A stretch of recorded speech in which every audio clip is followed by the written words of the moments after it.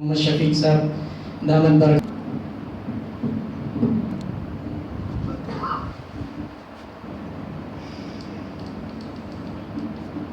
درود شریف پڑھ لیجیے۔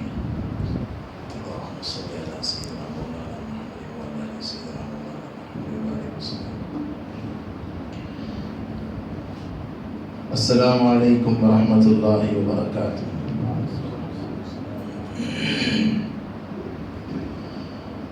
الحمد للہ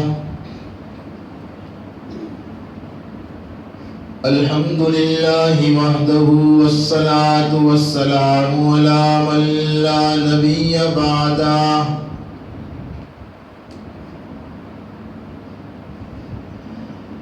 اعوذ باللہ من الشیطان الرجیم، بسم اللہ الرحمن الرحیم۔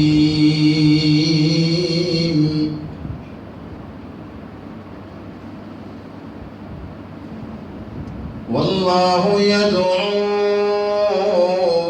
الی دار السلام،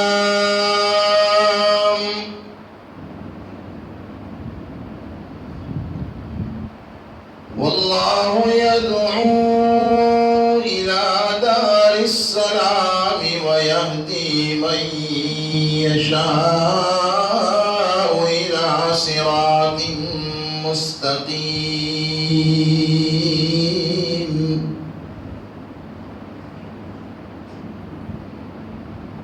صدق اللہ مولانا العظیم۔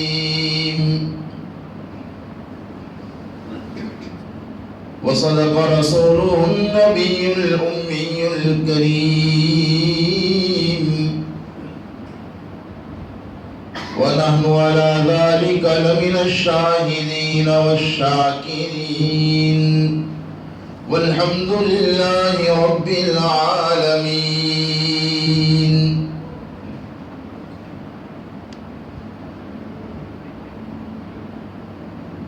یہاں دارالسلام میں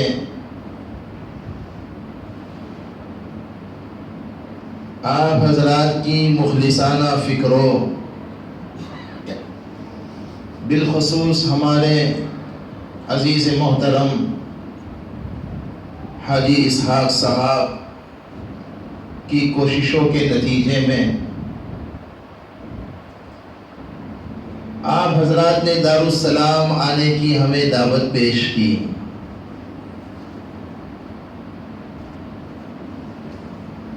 تو ہم نے آپ کی دعوت کو قبول کرتے ہوئے دارالسلام کا ارادہ کر لیا۔ یہ پہلا موقع ہے، میں سوچتا رہا، اللہ سے مانگتا بھی رہا، اے اللہ کوئی ایسی کام کی باتیں زبان پر جاری فرما دے جس میں ہم سب کا نفع ہو۔ آمین کہو نا۔ میرے ذہن میں یہ آیت کریمہ آئی جو شاید آپ نے سوچی بھی نہیں ہوگی۔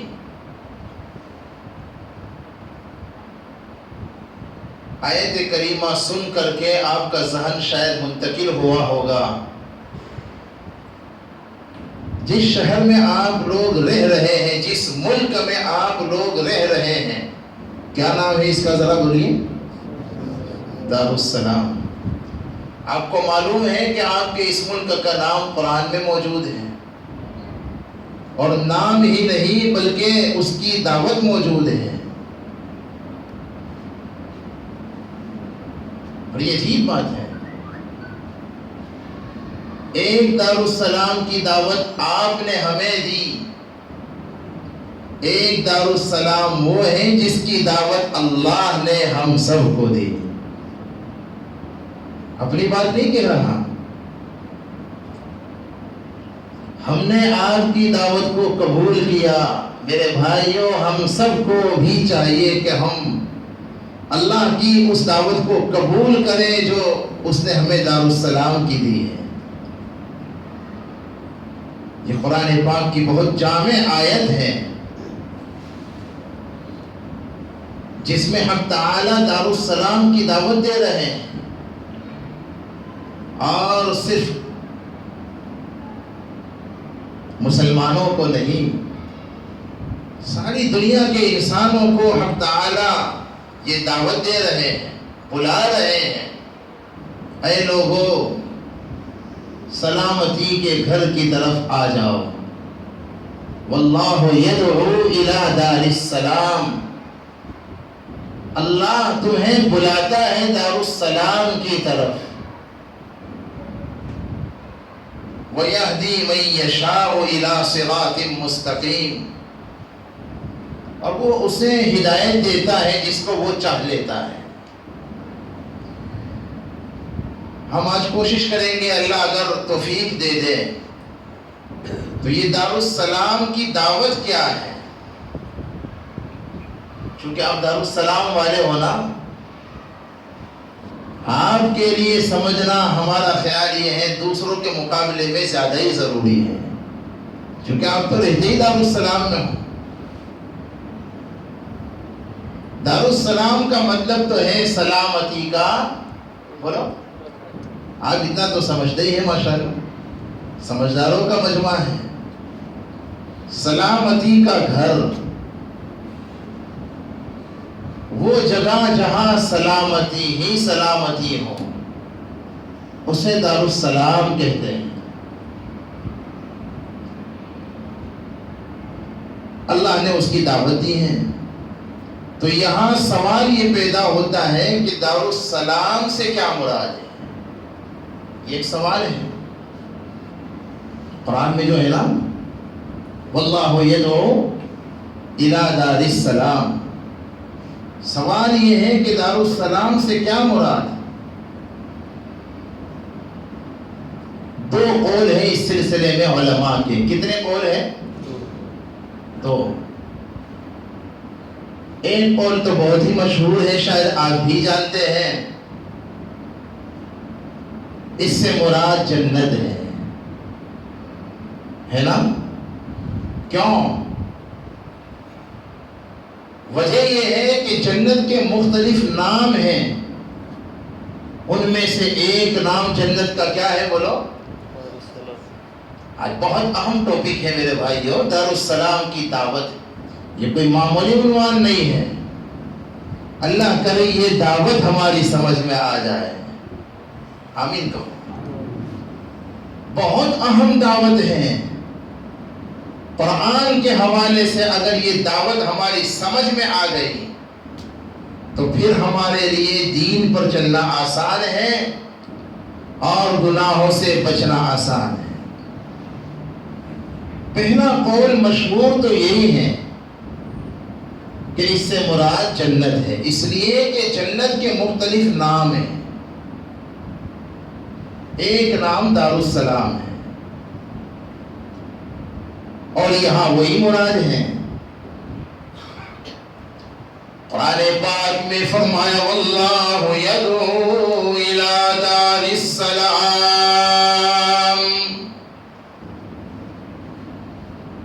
رب العالمین نے دعوت دی دار السلام کی طرف، جنت کی طرف۔ جنت کو دار السلام اس لیے کہا جاتا ہے کہ وہ سلامتی کا گھر ہے۔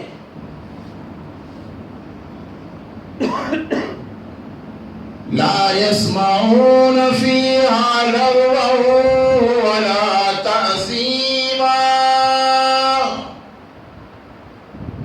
إلا قيلا سلاما سلاما۔ رب العالمین نے ارشاد فرمایا جنت میں سلامتی ہی سلامتی ہے، وہاں ذرا برابر تکلیف نہیں۔ تین عالم اللہ نے بنائے، کتنے عالم بولو؟ ایک ایک بات ہمیں یاد رکھنی ہے بھائیو، ہم بھی بہت قیمتی وقت لے کر آئے ہیں تو آپ کا وقت بھی بہت قیمتی ہے۔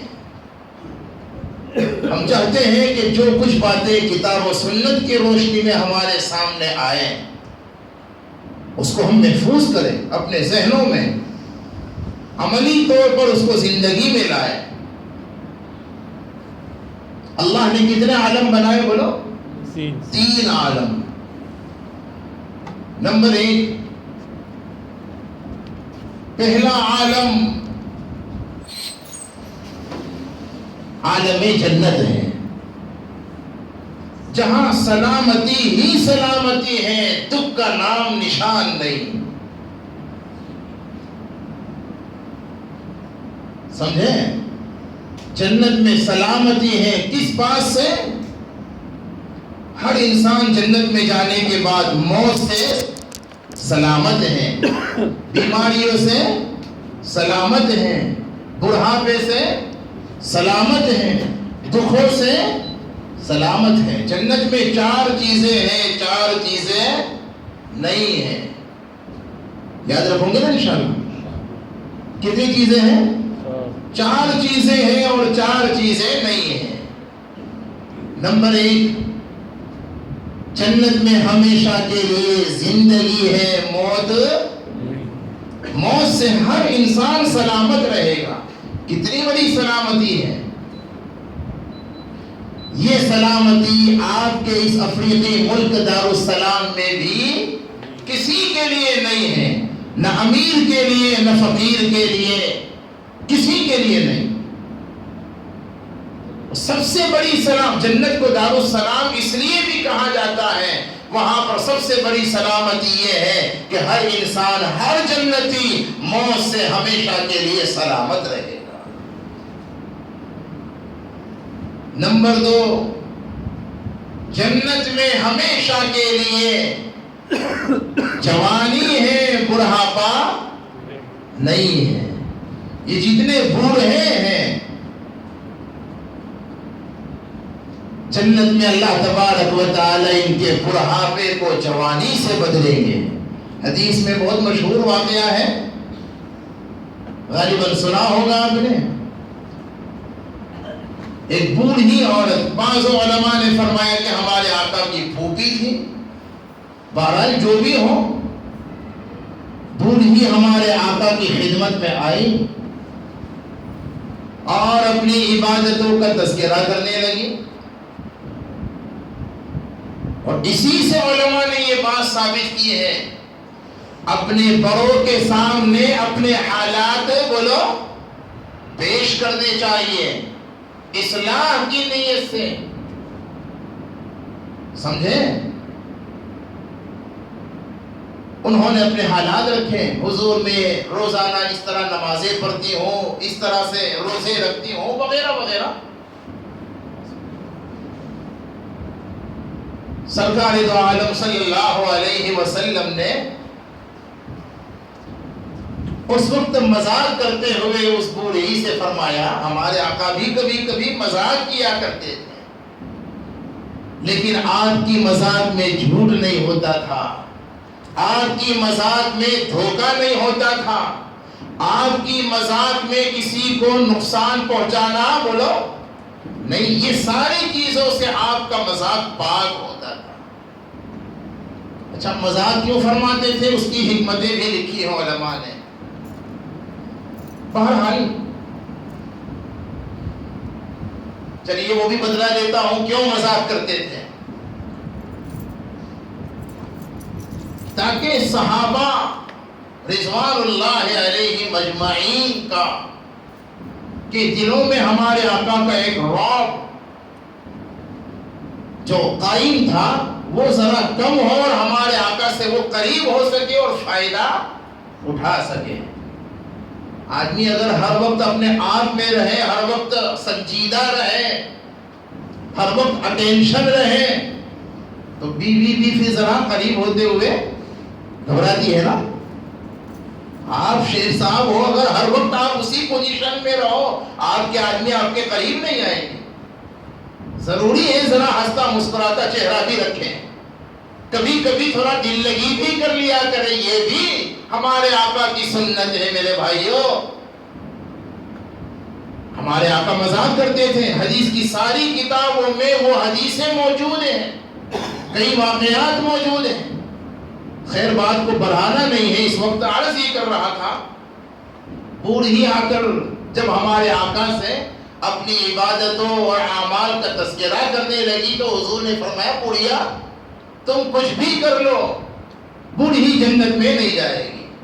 وہ رونے لگی، یا رسول اللہ صلی اللہ علیہ وسلم، پھر میری نمازوں کا کیا، میری عبادتوں کا کیا، میری تلاوتوں کا کیا، میری دعاؤں کا کیا؟ ماشاءاللہ بعض خواتین ہمارے بعض مردوں سے زیادہ ہی پابند ہوا کرتی ہے۔ پتہ چلا یہاں خواتین کا بھی مجمع موجود ہے، اور میرا خیال یہ ہے کہ یہاں کی خواتین چونکہ اکثر اپنے گھروں میں رہتی ہیں نا،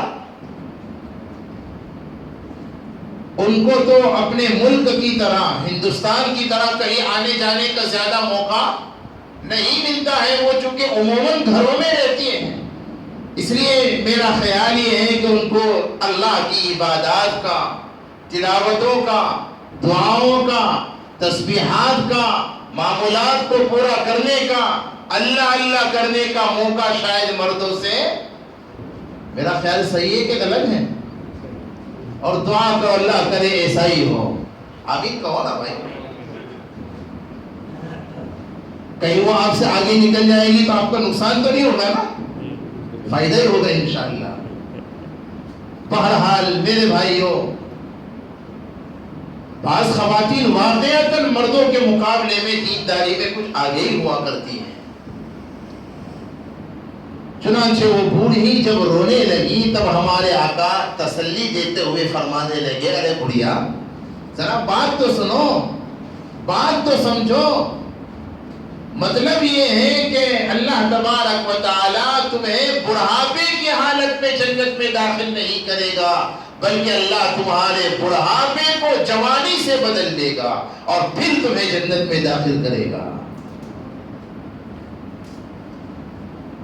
تو جنت میں سلامتی ہے کس چیز سے؟ موت سے۔ جنت میں سلامتی ہے بڑھاپے سے، اور جنت میں سلامتی ہے بیماری سے۔ کسی قسم کی کوئی بیماری ہے ہی نہیں، نہ جسمانی نہ روحانی، نہ دل کی بیماری، نہ جسم کی بیماری، نہ ظاہری بیماری، نہ باطنی بیماری۔ انشاءاللہ میں کوشش کروں گا، بہت سی ضروری باتیں ہیں آپ کے سامنے کتاب و سنت کی روشنی میں لانے کی کوشش کروں گا۔ بیماری جیسے ظاہری ہوا کرتی ہے میرے بھائیوں، ایسے ہی بیماری باطنی بھی ہوا کرتی ہے۔ کبھی جسم بیمار ہوتا ہے تو کبھی انسان کی روح بیمار ہوتی ہے، دل بیمار ہو جاتا ہے۔ اور قرآن میں موجود ہے فی قلوبہم مرض، لیکن ابھی یہ ٹاپک نہیں چھیڑ رہا، یہ مستقل ایک ٹاپک ہے۔ دل کی کیا بیماریاں ہیں، اس کے کیا علاج ہیں، آپ میں اگر شوق ہے، طلب ہے تو انشاءاللہ ہم اس کو بھی لائیں گے۔ 4 چیزیں جنت میں ہیں، 4 چیزیں نہیں ہے۔ زندگی ہے، موت نہیں ہے، جوانی ہے، بڑھاپا نہیں ہے، تندرستی ہے اور بیماری نہیں ہے، اور چوتھی چیز ہمیشہ کے لیے راحتیں ہیں، خوشیاں ہیں۔ جنت میں تکلیفیں اور غمیاں اور پریشانیاں اور ٹینشن ہے ہی نہیں۔ یہ وہ عالم ہے جس کی دعوت اللہ دے رہے ہیں۔ اللہ کی دعوت کو قبول کر لو۔ اس کو قبول کرنے کا مطلب بعد میں سمجھاتا ہوں، پہلے وہ بات ختم کر لیتے ہیں۔ اللہ نے 3 عالم میں پہلا عالم جہاں ہمیشہ سلامتی ہی سلامتی ہے، اس عالم کا نام دار السلام ہے اور اسی کو جنت کہتے ہیں۔ دوسرا عالم العیاذ باللہ العظیم، اللہ حفاظت فرماوے، دوسرا عالم وہ ہے جہاں ہمیشہ کے لیے تکلیفیں ہی تکلیفیں ہیں، پریشانیاں ہی پریشانیاں ہیں، عذاب ہی عذاب ہے۔ اور وہ عالم کون سا ہے؟ جہنم۔ اس کے بالمقابل تیسرا عالم اللہ نے بنایا جہاں جنت والی کچھ خوشیاں بھی ہیں اور دوزخ والی کچھ پریشانیاں بھی ہیں۔ اس عالم کا نام ہے عالم دنیا۔ یہاں کے دارالسلام میں رہنے والوں کو بھی مکمل سلامتی ہے بھائی، یہ ممکن ہی نہیں ہے دنیا میں۔ یہ اللہ نے آخرت میں جنت میں رکھا ہے اور اسی کی دعوت دی ہے. فرمایا واللہ یدعو الی دار السلام، رب العالمین تمہیں سلامتی کے گھر کی طرف دعوت دیتا ہے. اللہ کی دعوت کو قبول کر لو، ہمیشہ سلامت رہو گے.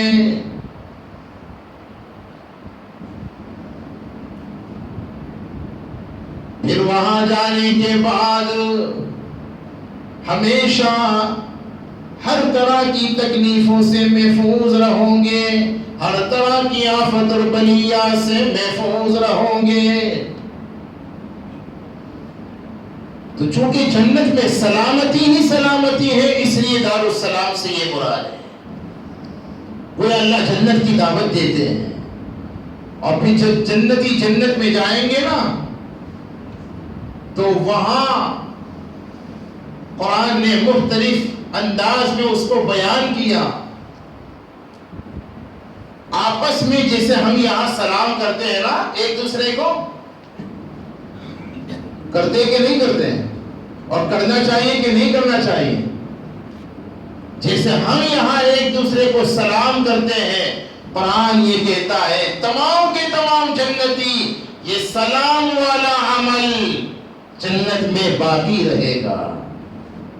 جنت میں نمازیں نہیں ہیں، جنت میں زکاتیں نہیں ہیں، کیونکہ جنت میں نہ کوئی بیوہ ہوگا، جنت میں نہ کوئی یتیم ہوگا، جنت میں نہ کوئی بولو نا غریب ہوگا، جنت میں نہ کوئی مدرسہ ہوگا، جنت میں نہ کوئی ادارہ اور تنظیم ہوگی. صحیح کہہ رہا ہوں غلط کہہ رہا ہوں؟ اس لیے کوئی زکات دینے آئے گا ہی نہیں. وہاں یہ اعمال نہیں ہے، لیکن سلام والا عمل اتنا مبارک ہے کہ یہ عمل جنت میں بھی رہے گا اور قرآن سے ثابت ہے.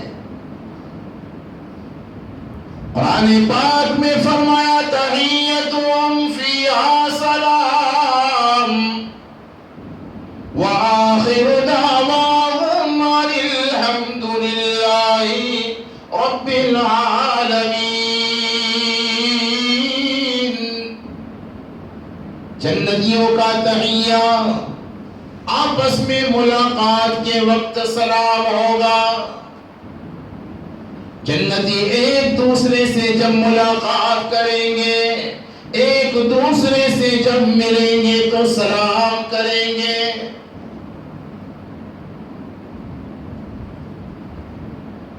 اور قرآن پاک میں ارشاد فرمایا اللہ کے فرشتے جو جنتیوں کی خدمت میں مامور ہوں گے، یہ فرشتے جن کو رب العالمین ہمارا خادم بنائے گا، جنتیوں کے پاس فرشتے جب بھی آئیں گے کیا کریں گے؟ بولو سلام. والملائکۃ یدخلون علیہم من کل باب سلام علیکم بما صبرتم فنعم عقبی الدار. اللہ کے ملائک، اللہ کے فرشتے جب بھی جنت کے دروازوں سے داخل ہوں گے، والملائکۃ یدخلون علیہم من کل باب سلام علیکم بما صبرتم. ہمیشہ جنتیوں کو سلام کریں گے اور کہیں گے یہ ساری سلامتی اور یہ ساری نعمتیں اس بنیاد پر ہیں کہ تم نے دنیا میں بولو نا صبر کیا تھا. صبر کیا تھا کہ نہیں کیا تھا؟ انشاءاللہ اگر موقع رہا تو میں سمجھاؤں گا. صبر یہی نہیں ہے کہ کسی کا انتقال ہو جائے، ابا کا انتقال ہو گیا، اماں کا انتقال ہو گیا، بیوی کا انتقال ہو گیا اور صبر کیا. اللہ اس مجلس میں جتنے بھی ہمارے مرحومین ہیں جن کے والد کا، والدہ کا، والدین کا، بھائی بہنوں کا، یہاں جتنے بھی لوگ موجود ہیں ان کے جتنے بھی مرحوم رشتہ دار ہیں، ہم اس موقع پر ان کے لیے دعا کرتے ہیں اللہ تعالیٰ سب کی بال بال مغفرت فرما دے۔ صبر صرف یہی نہیں ہے کہ مصیبت میں آدمی کرے، صبر کی 3 قسمیں ہیں انشاءاللہ کسی اور موقع پر۔ آپ ایک نماز صبر کے بغیر نہیں پڑھ سکتے، ایک روزہ صبر کے بغیر نہیں رکھ سکتے، ایک قرآن پاک کی تلاوت، ایک پارے کی تلاوت صبر کے بغیر نہیں کر سکتے، ایک گناہ سے بچنا ہو تب صبر کی ضرورت پڑتی ہے۔ انشاءاللہ کبھی سمجھائیں گے، بہت زبردست یہ مفہوم ہے، اس میں لفظ صبر میں بڑی جامعیت ہے، اس لیے فرشتے کہیں گے سلام علیکم بما صبرتم، تم نے بہت صبر کیا، آج اللہ نے اسی کا یہ ثمرہ تمہیں عطا کیا کہ تمہیں سلامتی کے گھر دارالسلام میں ہمیشہ کا مہمان بنا دیا۔ یہ فرشتوں کا سلام ہوگا جنت میں، کیونکہ سلامتی کا گھر ہے نا۔ اور اس سے بھی بڑی بات، یعنی جنتی آپس میں ایک دوسرے کو سلام کریں گے، قرآن نے کہا ہے نا، فرشتے بھی جب بھی ہمارے پاس آئیں گے ہمیشہ سلام کریں گے۔ میرے بھائیوں، اپنے خادموں کو اور اپنی خادماؤں کو یہ سمجھاؤ، یہ بتلاؤ کہ جب بھی تم آؤ تو کیا کرو؟ سلام کرو۔ ایک روم سے دوسرے روم میں آئے، کچن سے بیڈ روم میں اگر آئے، آپ کے پاس آپ کا خادم یا آپ کی خادمہ، تو خادمہ آپ کی گھر کی خواتین کو سلام کرے، خادم آپ کو سلام کرے، ان کو یہ بتلاؤ۔ اور یہ بھی ہمیں قرآن سے معلوم ہوتا ہے کہ وہاں جنت کے خادم فرشتے ہوں گے۔ ایک جنتی ماحول اپنے گھروں میں بناؤ، رب اکبر کی قسم یہ جنتی ماحول ہے سلام والا۔ جب یہ ماحول ہم بنائیں گے پھر انشاءاللہ العزیز گھروں میں خیر و برکت کے لیے کسی تعویذ کی ضرورت، سمجھ میں آ رہا ہے کہ نہیں آ رہا ہے؟ اس سے بڑا کوئی تعویذ نہیں ہے۔ اور اسی لیے قرآن نے تو ہمیں حکم دیا ہے نا، اذا دخلتم بیوتا فسلموا، گھروں میں جب بھی داخل ہوں ہمیشہ کیا کرو؟ بولو تو کرتے ہو کہ نہیں کرتے ہو؟ اچھا اگر کمی کوتاہی رہ گئی تو آج سے ارادہ کرتے ہو انشاءاللہ ہمیشہ۔ بلکہ عجیب مسئلہ تو یہاں تک لکھا ہے علماء نے، آپ کا فلیٹ ہے، کوئی رہ نہیں رہا، آپ اپنا فلیٹ کھول رہے ہیں، کوئی ہے بھی نہیں اندر، حکم یہ ہے کہ تب بھی سلام کرو۔ سمجھیں؟ جب گھر میں کوئی نہ ہو، آپ خود گھر کا دروازہ کھول رہے ہیں، جب اس موقع پر حکم ہے سلام کرنے کا، تو گھر میں اگر آپ کے گھر والے موجود ہیں اور آپ گھر میں داخل ہو رہے ہیں، مرد ہو تو، عورتیں ہو تو، جوان ہو تو، بوڑھے ہو تو، بچے ہو تو، ہمیشہ یہ سکھاؤ بچوں کو بھی، بیٹا اسکول سے آؤ تو سلام کرو، مدرسے سے آؤ تو بچوں کو بھی سکھاؤ، ایک ماحول بناؤ۔ یہ جنتی ماحول ہے، انشاءاللہ جب یہ جنتی ماحول گھروں میں زندہ ہوگا، گھروں میں خیر و برکتیں آئے گی، گھروں میں سلامتی آئے گی۔ تجربہ کر لیجئے، اس کو عمل میں لائیے، کرو گے نا انشاءاللہ؟ سب سے بڑی بات یہ ہے کہ جنت میں خود رب العالمین کی طرف سے بھی ہمیں سلام پیش کیا جائے گا۔ سورہ یاسین پڑھتے ہو نہیں پڑھتے ہو؟ ہاں جی، اچھی بات ہے بھائی، ذرا میرا آپ ساتھ تو دیجئے، جب کوئی بات آپ سے پوچھے تو آپ کم سے کم جواب تو دیجئے۔ سورہ یاسین شریف پڑھتے ہو نہیں پڑھتے ہو؟ اچھا، اس کو بھی پڑھنا چاہیے، لیکن پورا قرآن صرف سورہ یاسین نہیں ہے۔ لوگ یاسین شریف پڑھ کر سب، ہماری نیتیں ہی بگڑ چکی ہیں۔ میرے بھائیوں، ہم نے قرآن کا جیسا استعمال کرنا چاہیے، قرآن کا جو حق تھا، قرآن کا جو تقاضا تھا، غالباً ہم اسے بھول گئے۔ ہم یاسین شریف کی شاید تلاوت بھی اپنے مطلب کے لیے کر رہے ہیں. میں آپ کی بات نہیں کر رہا, آپ کا تو حال مجھے معلوم ہی نہیں, میں تو آج ہی آیا. عمومی حال یہ ہے, وہ کسی سے سن رکھا ہے کہ یاسین شریف اگر صبح میں پڑھ لو تو شام تک خیر و برکتیں ہوتی ہیں. اب چلو بہت اچھا تعویذ ہے, اس لیے یاسین شریف پڑھ رہا ہے. باقی اس میں کیا کہا گیا, کیا ہدایات ہے, کیا پیغامات ہیں, اس سے کوئی نسبت نہیں ہے. عجیب معاملہ, پتہ نہیں آپ کی یہاں بھی عملیات والا سسٹم زیادہ ہے کیا؟ ہاں جی, اگر نہیں ہے تو پھر اس کو رہنے دیجیے, ورنہ عجیب حال ہے. قرآن کو سمجھو, اس کے پیغام کو سنو, سمجھنے کی کوشش کرو. سورہ یاسین میں وہ سلام ہے جو اللہ تعالیٰ جنتیوں کو پیش کریں گے. فرمایا سلام قولا من رب الرحیم, چونکہ دار السلام ہے نا جنت, اس لیے وہاں اللہ کی طرف سے بھی جنتیوں کو سلام پیش کیا جائے گا, فرشتوں کی طرف سے بھی جنتیوں کو سلام پیش کیا جائے گا, اور جنتی بھی آپس میں ایک دوسرے کو سلام پیش کریں گے. دار السلام, یہ سلام سمجھتے ہو کیا ہے؟ یہ خالی آپس میں ملاقات کے وقت یہ جملہ ہی نہیں ہے, بلکہ ایک بہترین دعا بھی ہے. ہمارے آقا اور مولا تاجدار مدینہ سرکار دو جہاں امام الانبیاء محبوب کبریا احمد مجتبیٰ جناب محمد رسول اللہ, سب بولو نا محبت سے, صلی اللہ علیہ وسلم اپنی امت کو اس کی تعلیم دے رہے ہیں, ترغیب دے رہے ہیں. بار بار سلام کا رواج عام کرو. جس وقت مدینہ منورہ ہمارے آقا تشریف لے گئے,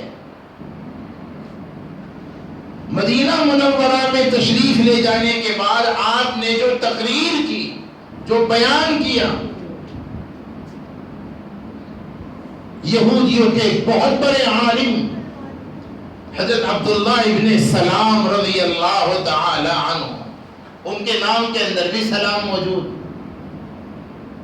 یہودیوں کے بڑے عالم تھے. بعد میں اللہ نے انہیں ہدایت عطا فرما دی. ان کی ہدایت کا سبب حضور کا یہ بیان بنا. فرماتے ہیں کہ جب پہلی مرتبہ مدینہ طیبہ میں حضور کے چہرے انور کی زیارت ہوئی تو چہرے انور کو دیکھتے ہی دل نے پکار کر کہا کہ نہ یہ جھوٹے ہو سکتے ہیں, نہ ان کی تعلیمات جھوٹی ہو سکتی ہے. سچوں کا چہرہ, اس پر ایک نور ہوتا ہے. مرد حقانی کی پیشانی کا نور کب چھپا رہتا ہے پیش ذی شعور. عبداللہ ابن سلام فرماتے ہیں اس کے بعد چہرے انور کو دیکھ کر میرے اندر ایک کشش پیدا ہوئی. میرے قدم خود بخود بڑھ گئے حضور کی مجلس کی طرف. جب مجلس میں گیا تو حضور کی زبان مبارک سے جو پیغام میں نے سنا, مدینہ طیبہ میں پہلا میں نے حضور کا جو بیان سنا, اس میں ہمارے آقا ساری دنیا انسانیت کو خطاب کرتے ہوئے 4 باتوں کی طرف دعوت دے رہے تھے. ایک تو اللہ کی دعوت میں نے آپ کو بتلائی, اب رسول اللہ کی دعوت بھی سن لو. ترمذی شریف میں حدیث ہے, عبداللہ ابن سلام رضی اللہ عنہ اس کے راوی ہیں. ہمارے آقا مدینہ طیبہ میں بیٹھ کر ساری انسانیت کو خطاب کرتے ہوئے فرماتے ہیں, ایھا الناس, اے لوگو, افشوا السلام, سلام پھیلاؤ, سلام کو عام کرو. یہ پیغام محبت ہے, سلام اے دارالسلام والو، یہ سلام اسلام کا پیغام محبت ہے۔ ہاں، یہ اسلام کا پیغام محبت ہے۔ جتنا سماج میں ہم اسے عام کریں گے، خدا کی قسم اتنی محبتیں عام ہوگی۔ قسم کھا کر یہ بات میں نے اس لیے کہی، مشکات میں روایت موجود ہے۔ اس کا خلاصہ یہ ہے کہ لوگوں، جب تم سلام کو عام کرو گے تو اس سے تمہارے درمیان میں محبتیں پھیل جائے گی۔ یہ حضور کا فرمان ہے۔ اس لیے کوئی بھی ہو، چھوٹا ہو، بڑا ہو، امیر ہو، غریب ہو، گورا ہو، کالا ہو، انڈین ہو، غیر انڈین ہو، عربی ہو، عجمی ہو، اگر مسلمان ہے اسے سلام کرو۔ اور حدیث میں تو عجیب بات آتی ہے، فرمایا آقا نے، قیامت کی نشانیوں میں سے ایک نشانی یہ ہے، قیامت سے پہلے پہلے وہ وقت آئے گا کہ لوگ اپنے جان پہچان والوں ہی کو سلام کریں گے۔ آج ایسا بھی ہو رہا ہے کہ نہیں ہو رہا ہے؟ اللہ کرے یہ وبال آپ کے یہاں کم سے کم اگلا جملہ آپ بولو نا، نہ ہو کہ ہو، اللہ حفاظت فرمائے۔ آقا کی تعلیم یہ ہے، کوئی بھی ہو، مسلمان ہے اسے سلام کرو، مرد مرد کو کرے، عورتیں عورتوں کو کرے۔ بس اتنا سے اشارہ کافی ہے، میں کیا کہنا چاہتا ہوں۔ ہر بات کو تو کھولا نہیں جا سکتا نا۔ دوسرا پیغام اور دوسری دعوت مدینہ طیبہ میں پہنچ کر ہمارے آقا نے جو دی، وَأَطْعِمُوا الطَّعَامَ، افشوا السلام وَأَطْعِمُوا الطَّعَامَ، لوگوں کھانا کھلاؤ۔ کوئی ہو میرے بھائیوں، کھانا کھلانا یہ جنتیوں کی صفات میں سے ہے۔ اللہ کی رضا کے لیے، اللہ کی خوشنودی کے لیے، کیا امیر اور کیا غریب، کیا اپنا اور کیا پرایا، یہ صفات اپنے اندر پیدا کرنے کی ضرورت ہے۔ قرآن سے یہ ثابت ہوتا ہے کہ یہ جنتیوں کی صفات ہے۔ قرآن پاک میں فرمایا وَيُطْعِمُونَ الطَّعَامَ عَلَى حُبِّهِ مِسْكِينًا وَيَتِيمًا وَأَسِيرًا إِنَّمَا نُطْعِمُكُمْ لِوَجْهِ اللَّهِ لَا نُرِيدُ مِنكُمْ جَزَاءً وَلَا شُكُورًا۔ جنتیوں کی پہچان قرآن بیان کرتا ہے، اللہ کی رضا اور خوشنودی حاصل کرنے کے لیے وہ کھانا کھلاتے ہیں یتیموں کو، مسکینوں کو، اسیروں اور قیدیوں کو، مظلوموں کو۔ ضرورت ہے اس بات کی۔ مولانا شبیر صاحب میرے عزیز دوست ہیں، انہوں نے بتلایا، آپ کے احوال سنائے، دل کی گہرائیوں سے دعا ہے۔ مجھے یہ بتلایا گیا کہ اللہ نے یہاں کے لوگوں میں یہ صفات رکھی ہے۔ کتنے غریبوں، یہاں کے گوروں، کالوں اور پتہ نہیں اپنے ملک کے یتیموں، بیواؤں اور غریبوں میں اگر آپ کی طرف سے راشن جاتا ہے، آپ کی طرف سے ان کے لیے کھانے پینے کا انتظام اگر کیا جاتا ہے، میرے بھائیو اللہ کا شکر ادا کرو۔ اپنا کمال مت سمجھو، اللہ کا کرم سمجھو۔ دارالسلام والوں بہت صاف صاف سن لو، ان چیزوں کو اپنا کمال بولو، ہرگز مت سمجھو، اسے اللہ کا کرم سمجھو۔ کر کے بھی ڈرتے رہو، یہی بزرگوں کی شان تھی، اللہ والوں کی یہی پہچان تھی۔ وہ تو نیکیاں کرنے کے بعد بھی اتنا ڈرتے تھے کہ ہم اتنا تو گناہ کر کے بھی نہیں ڈرتے۔ جملہ یاد رکھ لیجئے گا، وہ تو نیکیاں کر کے بھی ایسا ڈرتے تھے کہ ہم تو گناہ کر کے بھی نہیں ڈرتے۔ جو کچھ اللہ ہم سے کام لے رہا ہے، غریبوں میں، یتیموں میں، طلباء میں، علماء میں، اللہ کا کرم سمجھو اسے۔ کبھی یہ خیال مت آنے دیجئے کہ ہماری وجہ سے وہ مدرسے چلتے اور ہماری وجہ سے یہ ان لوگوں کا پورا ہو، کبھی خیال مت آنے دیجئے۔ شیطان چاہے گا آپ کے عمل اور اجر کو برباد کرنے کے لیے۔ یہ جنتیوں کی صفات ہیں اور یہ بھی قرآن ہی بیان کرتا ہے، وَيُطْعِمُونَ الطَّعَامَ عَلَى حُبِّهِ مِسْكِينًا وَيَتِيمًا وَأَسِيرًا إِنَّمَا نُطْعِمُكُمْ لِوَجْهِ اللَّهِ۔ ہم آپ کو کس کے لیے کھلاتے ہیں؟ تاکہ رپورٹ پہ پہلا ہی نام ہمارا ہو، اس لیے نہیں، تاکہ علاقے میں نام ہمارا بہت فیمس ہو جائے، اس لیے نہیں۔ میرے بھائیو، قرآن کہتا ہے انما نطعمکم لوجہ اللہ، اللہ کی رضا کے لیے۔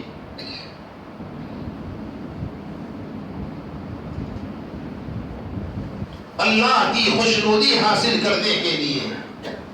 بہرحال حضور کا دوسرا حکم یہ تھا، دوسری دعوت یہ تھی، افشوا السلام واطعموا الطعام۔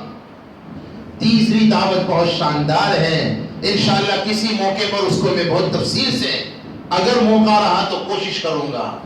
تیسری دعوت یہ تھی، آپ نے انشاءاللہ نہیں کہا، علی صاحب نے کہا انشاءاللہ، ماشاءاللہ، آپ نے انشاءاللہ کہا تو ہم نے ماشاءاللہ کہہ دیا۔ تیسری دعوت یہ تھی، وصلوا الارحام، لوگوں صلہ رحمی کرو، رشتوں کو جوڑو، رشتوں کو مت توڑو۔ اللہ کو رشتہ جوڑنے والا پسند ہے، رشتہ توڑنے والا پسند۔ بہترین اخلاق والے وہ ہیں جو رشتوں کو جوڑتے ہیں، اور بد اخلاق ہیں وہ لوگ جو رشتوں کو بولو۔ کبھی ہماری طرف سے توڑ کی ابتدا نہیں ہونی چاہیے، ہمیشہ ہماری طرف سے جوڑ کی پہل ہونی چاہیے۔ بولو ہونا چاہیے کہ نہیں ہونا چاہیے؟ صلہ رحمی مستقل ٹاپک ہے، اب آج ہی کتنا بیان کرے گا آدمی بھائی۔ تیسری دعوت حضور کی یہ تھی، وصلوا الارحام، اور چوتھی دعوت بھی بہت شاندار ہے۔ آپ کی توجہات کا یہ غالباً اثر ہے کہ اللہ پاک مضامین کھول رہے ہیں۔ چوتھی دعوت یہ تھی، وَصَلُّوا بِاللَّيْلِ وَالنَّاسُ نِيَامٌ۔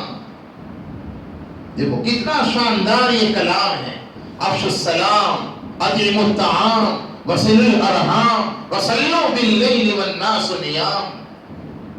راتوں کی تنہائیوں میں اس وقت اٹھ اٹھ کر کے چپکے سے نماز پڑھ لو جب لوگ سوئے ہوئے ہو۔ یہ حضور کی تعلیم ہے، یہ حضور کی دعوت ہے۔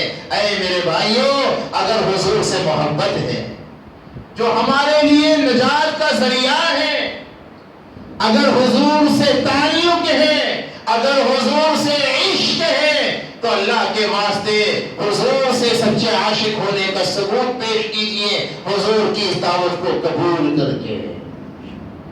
کچھ مزاج بنا لو، ذرا جلدی سو جاؤ، اور راتوں کی تنہائیوں میں اٹھ کر زیادہ نہیں تو کم سے کم کتنا پڑھ لو، بولو۔ ارے ارادہ تو کرو بھائی، ڈر لگ رہا ہے؟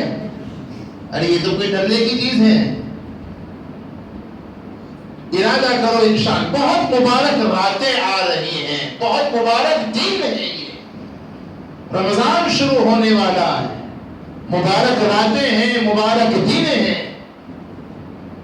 دن میں گناہوں سے اگر بچنے کا اہتمام کیا جائے گا تو پھر رات میں تہجد کی توفیق ہوگی۔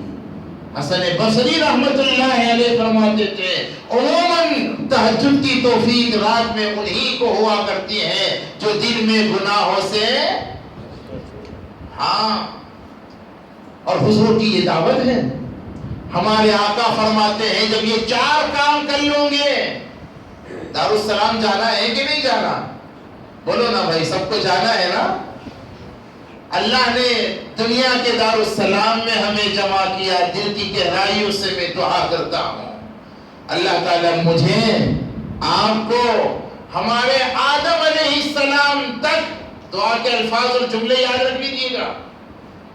آدم علیہ السلام تک آبا و اجداد کو اور قیامت تک کی نسلوں کو اللہ تبارک و تعالی آخرت کے دارالسلام اور جنت میں بھی جمع فرما دے.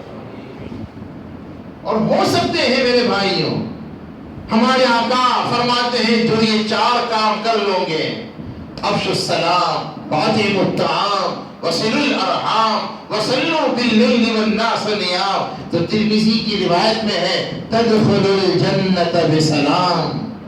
دارالسلام میں سلامتی کے ساتھ داخل ہو جاؤں گے.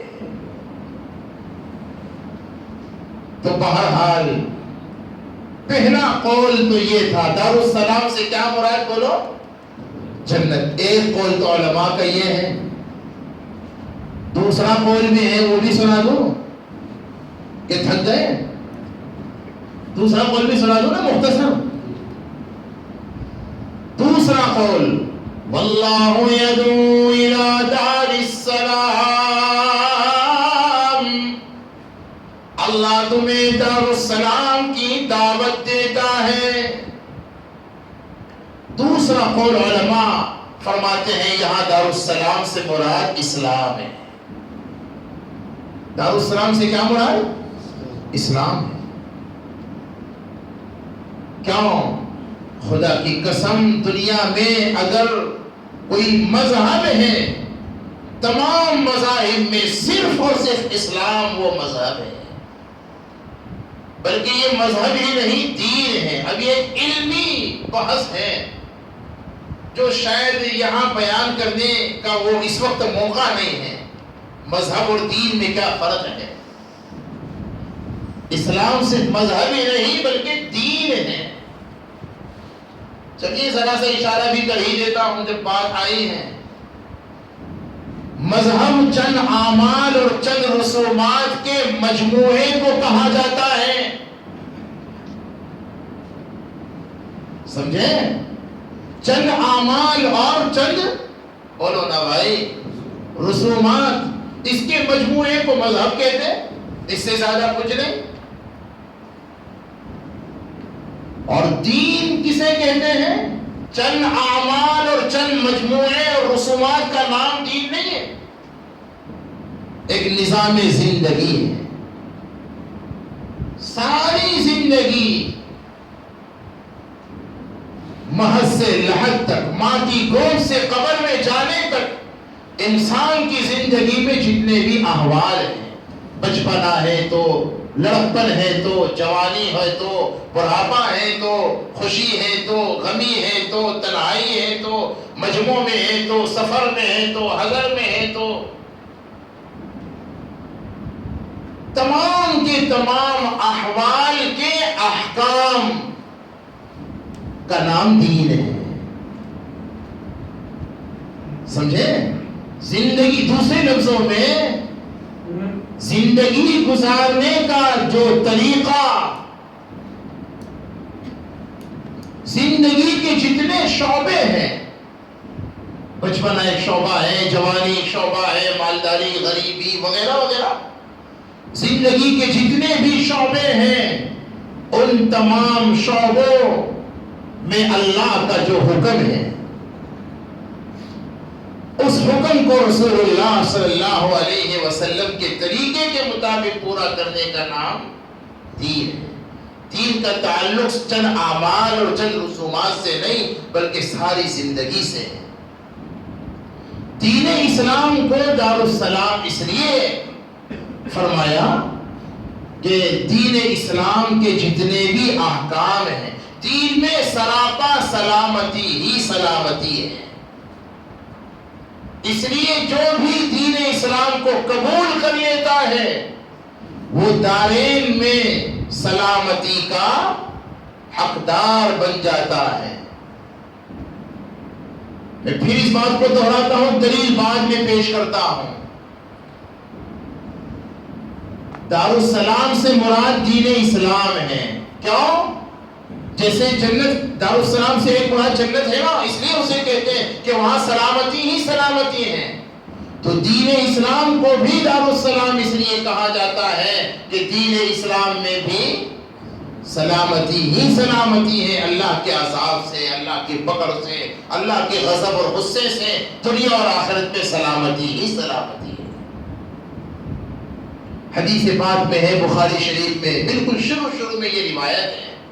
ہمارے آقا سرکار دو عالم صلی اللہ علیہ وسلم نے روم کے اس زمانے کی سپر پاور طاقت روم کے بادشاہ کو جو خط لکھا تھا، قیصر روم کو جو خط لکھوایا تھا ہمارے آقا نے دین کی دعوت مختلف زاویوں سے دی ہے. یہاں ایک بات ذرا سا کہتا چلوں، بات چونکہ آ گئی تو اس نے کہے بغیر رکوں گا نہیں. ہمارے آقا نے دین کی دعوت مختلف زاویوں سے، مختلف طریقوں سے دی ہے تاکہ امت کے ہر فرد کے لیے اپنے اپنے فیلڈ میں، اپنے اپنے شعبے میں دین کی دعوت دینا اور دین کے پیغام کو عام کرنا. کسی ایک ہی طریقے سے آقا نے دین کی دعوت نہیں دی. کبھی اپنے کلام کے ذریعے، کبھی پیغام کے ذریعے، کبھی خط و کتابت کے ذریعے. اسی لیے کہا کرتا ہوں دین کی دعوت کے مختلف شعبے ہیں. سمجھے؟ ساری دعوت کا دار و مدار اور انحصار